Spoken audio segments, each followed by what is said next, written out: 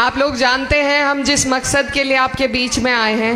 आपके यहाँ पर चुनाव है और ये चुनाव जो है इस पर पूरे देश की नज़र है। ये सिर्फ आपका चुनाव नहीं है, ये बहुत से ऐसे फैसलों को तय करेगा।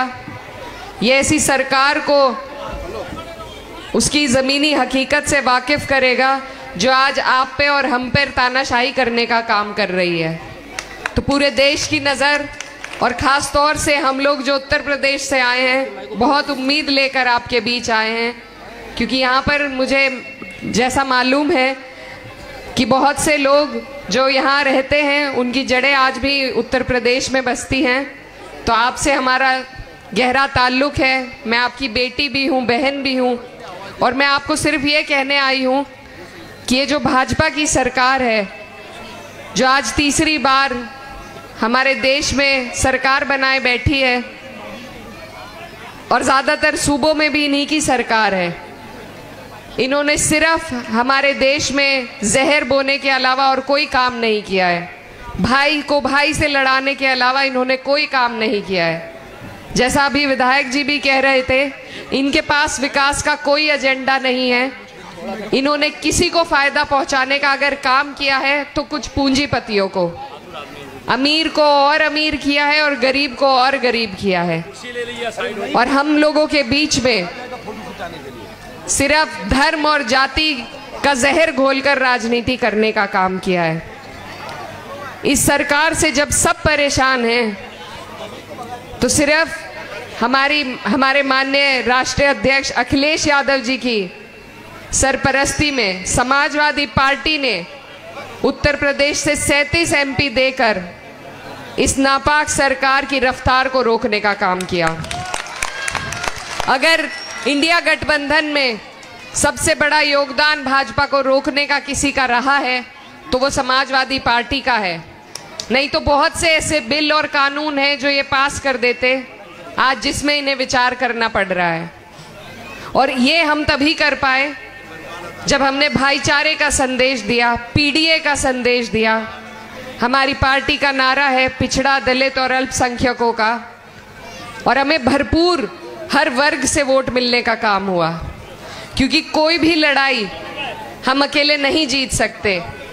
जब तक हम आपस में भाईचारा नहीं पैदा करेंगे, हम इन फिरका परस्त ताकतों से, इन तानाशाहों से नहीं लड़ पाएंगे। तो यहाँ हर वर्ग के लोग मौजूद हैं। आप सबसे मैं यही कहना चाहती हूँ कि हमारी लड़ाई लंबी है, ये सिर्फ महाराष्ट्र की लड़ाई नहीं है। इससे आप कई लोगों को हौसला देंगे, हिम्मत देंगे, रास्ता दिखाने का काम करेंगे।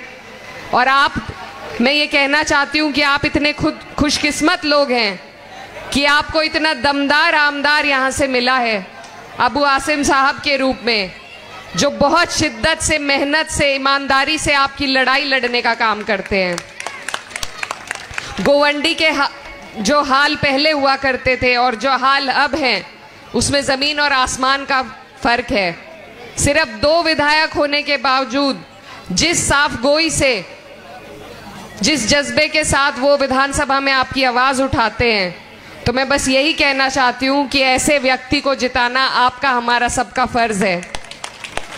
हमारी पार्टी को एक अकेले वाहिद शख्स ने इस सूबे में ज़िंदा रख रखा है। अगर आप उनकी हिम्मत बनेंगे, उनका हौसला बनेंगे, तो वो आपकी लड़ाई इसी तरीके से जज्बे के साथ लड़ते रहेंगे। और आज हमें ऐसे ही लोगों की ज़रूरत है। तो आप सबसे मेरी यही गुजारिश है कि आने वाली 20 तारीख है, साइकिल का हमारा निशान है, और आप अगर हमारे आमदार अबू आसिम साहब को यहाँ से जिताते हैं तो आप लोग महाविकास अघाड़ी की सरकार बनाने के लिए वोट देंगे। तो आप सबसे गुजारिश है, साइकिल का निशान है, अपना एक एक वोट चुन चुन कर आपको साइकिल के निशान पर देना है।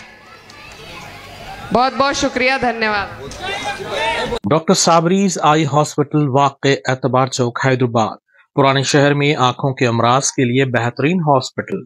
Doctor Asad Sabri consultant cornea, cataract and refractive surgeon की निगरानी में चलाया जाने वाला doctor Sabri's eye hospital state of the art infrastructure और सहूलतें, असरी मशीनों से लैस, कम से कम फीस में मरीजों का इत्मीनान बख्श इलाज, आंखों के कामयाब ऑपरेशन के लिए मौजू नाम doctor Sabri's eye hospital. Out patient के लिए भी दवाखाना विजिट किया जा सकता है। डॉक्टर साबरीज आई हॉस्पिटल, एतबार चौक, हैदराबाद।